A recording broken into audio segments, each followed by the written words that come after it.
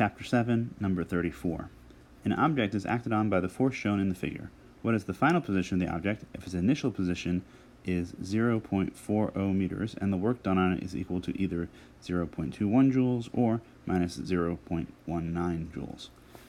So, here we're basically going to end up using our basic fact is going to be that the work done is the area on a force position graph.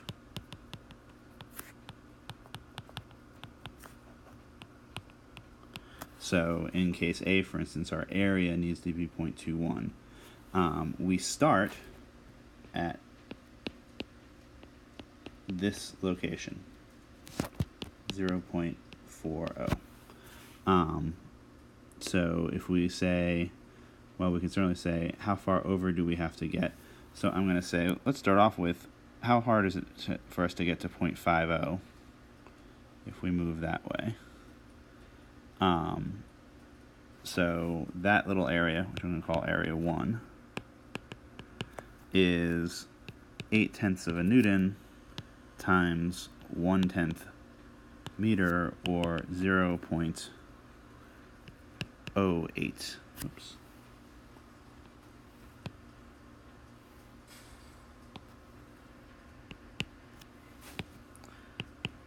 .08 joules of quote-unquote area, which means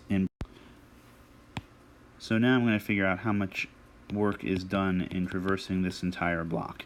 If it's enough to get us above 0.21 joules, then I went too far, and if it's not, then I have to keep going. So I'm going to call that area 2, and area 2 is going to be 0.4 newtons times 0.25 meters, which is 0.10 joules. And we can see that area 1 plus area 2 is only 1.8 joules, and I need 2.3 joules, so I have to keep going. I have to go into this region here, and we'll see. Let's see if that would get us out. So we'll call that A3, and A3 would be 0.2 newtons times 0.25 meters, which is 0.05 joules. In that case, our area of A1 plus A2 plus A3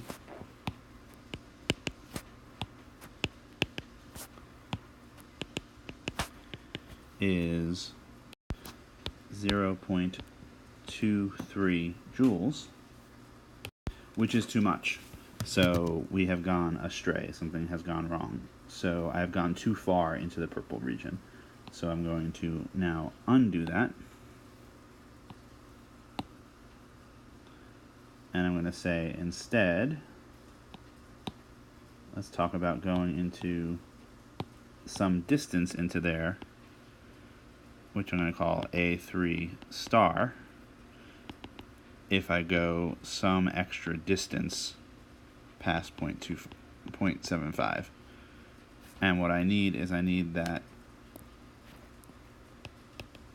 A1 plus A2 plus A3 has to equal 0.21 joules, which tells me that A3 has to be 0.21 joules minus the 0.08 joules minus the 0.10 joules, or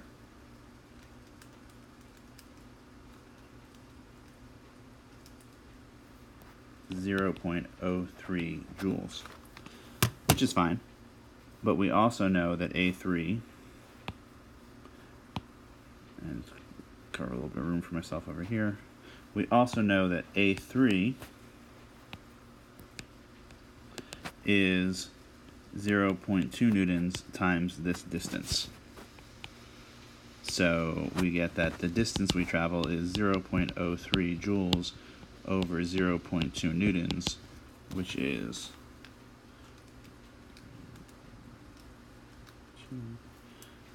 0.15 meters. So we've gone an additional 0.15 meters, which means we end up at our final position is 0.75 plus 0.15 meters, or 0.90 meters. That was a little messy, but the basic idea, which we'll repeat for the next one, is to see, just keep adding areas until you can't anymore. And as long as the forces are individually constant, this is easy. It's a little harder in calculus type classes. But for us, it'll be simple. So part B is going to be the same idea, but in this case we have negative, and so I'm going to clean up the board and then start over. So what happens when we have a negative work? So the way we'll get a negative work is, since the forces are all positive, it must be the distances that are negative, which means that we're essentially starting, originally, remember, we were starting at 0.4, and now we must be going to the left, so our distances will be negative. I'm going to do the same kind of trick. I'm going to say, what would it take for us to get all the way out of this rectangle? And I'm going to call that, again, christen our new A1, and that's going to be 0.8 newtons times a distance of minus 0.15 meters. That turns out to be minus 0.12 joules, which is insufficient. So now I'm going to go into the second place, into the second rectangle there, and I'm going to go some distance. I'm going to say here, and I'm going to call this new thing A2, and I feel confident that I'm not going to go far enough into this to have to get past 0, because then it give me the forces. If I do, I'm kind of out of luck. So I'm just going to assume that we only get part of that rectangle, and I'm going to say that A2 plus A1 has to equal minus 0.19 joules. So that tells us that A2 has to be minus 0.19 joules minus a minus 0.12 joules, or minus 0.07 joules. But we also know that this is going to be the force times the distance into that region. So we're going to find that it's also equal to 0.6 newtons times the distance, which tells us the distance is going to be minus 0.07 joules over 0.6 newtons, or negative 0.117 meters. So we have to go further than 0.25 by 11.7.